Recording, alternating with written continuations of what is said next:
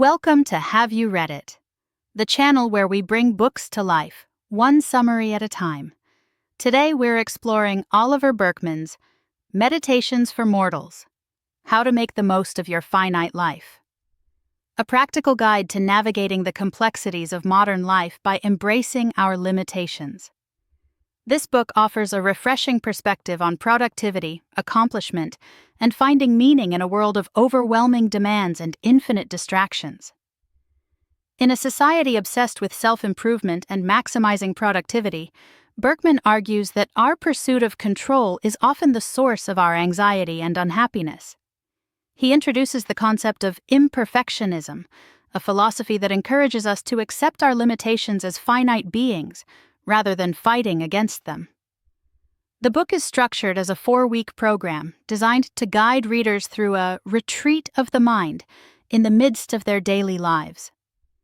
Each of the 28 chapters focuses on a specific aspect of imperfectionism, offering insights and practical techniques to integrate this philosophy into everyday actions. Week 1. Being finite kicks off with the unsettling yet liberating idea that life is, in fact, worse than you think. Burkeman explains that the constant influx of tasks and opportunities is essentially infinite, making it impossible to ever truly get on top of things. Accepting this reality allows us to shift our focus from managing time to engaging in meaningful activities simply because they are worth doing. The author uses the analogy of being in a kayak on the river of time, highlighting our vulnerability and the need to steer as best we can in the present moment, rather than aiming for the illusion of control represented by captaining a super yacht. He stresses the importance of actually doing things, no matter how small, rather than getting caught up in the trap of becoming the kind of person who does that sort of thing. This week also explores the concept of freedom as facing consequences. We are free to make any choice, as long as we accept the associated costs. Burkeman suggests keeping a done list to combat the feeling of productivity debt, shifting our perspective from what remains to be done to what we have already accomplished. He tackles information overload, suggesting we treat our to-read pile as a river rather than a bucket, accepting that we will inevitably let some things float by. In a world of constant crises, he advises choosing a few battles to fight, recognizing that we cannot care about everything. Finally, he encourages us to cross bridges when we come to them, rather than worrying about an unpredictable future we cannot control. Week 2. Taking action focuses on practical strategies for engaging with the world from a place of imperfection. Burkeman emphasizes the importance of decision hunting, actively seeking out choices we can make in the present to get unstuck and move forward. He encourages us to finish things by redefining completion as a series of small deliverables, acknowledging that perfection is unattainable. This week also introduces the concept of the life task, the challenge that reality is presenting us with in the here and now, regardless of our personal desires or external pressures. He advocates for befriending what we fear by taking small steps toward the tasks or areas of life we are avoiding. Finally, he suggests adopting rules that serve our lives, such as doing things daily-ish, rather than striving for rigid adherence to unrealistic daily schedules.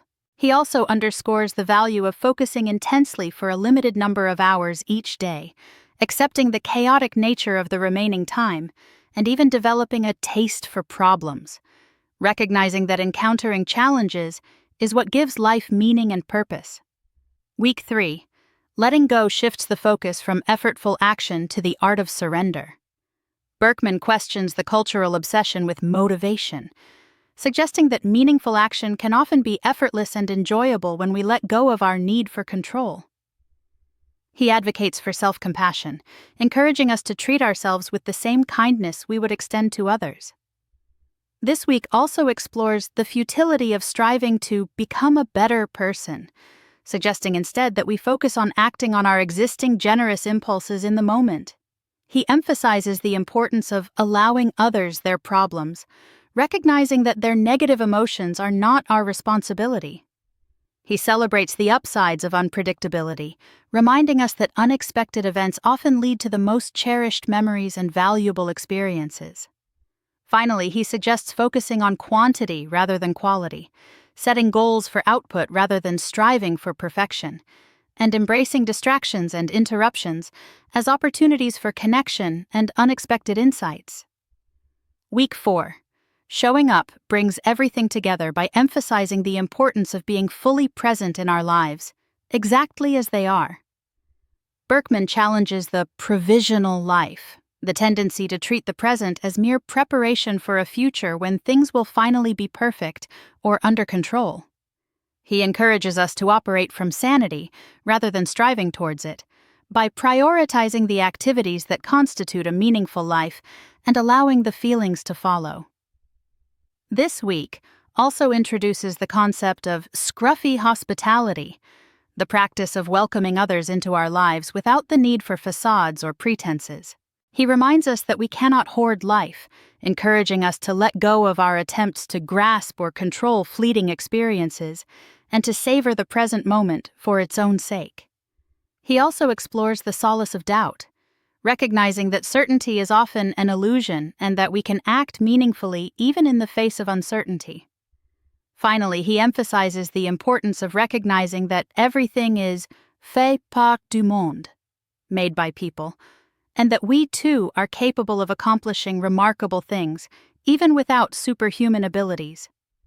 He concludes by urging us to let go of the need to feel important in the grand scheme of things, and to focus instead on engaging with the world in ways that resonate with our values and bring us alive.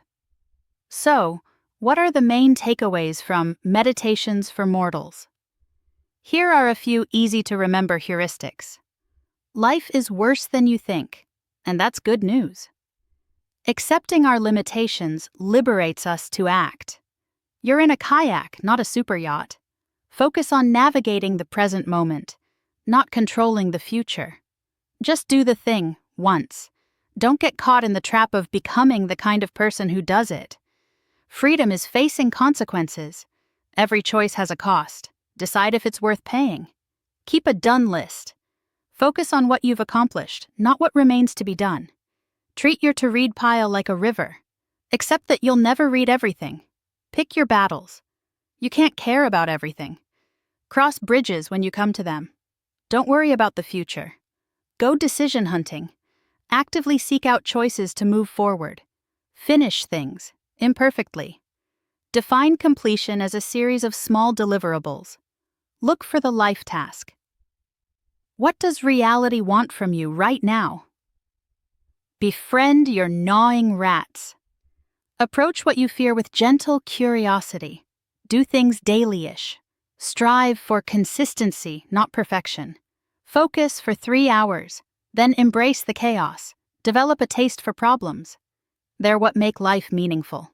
What if this were easy? Question the allure of effort. Be kind to yourself. Apply the reverse golden rule. Act on generous impulses immediately. Don't stand in generosity's way. Allow others their problems. Their negative emotions are not your responsibility.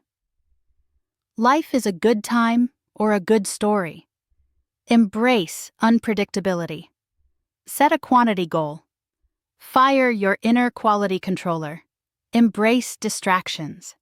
They might lead to unexpected insights. Stop being so kind to future you.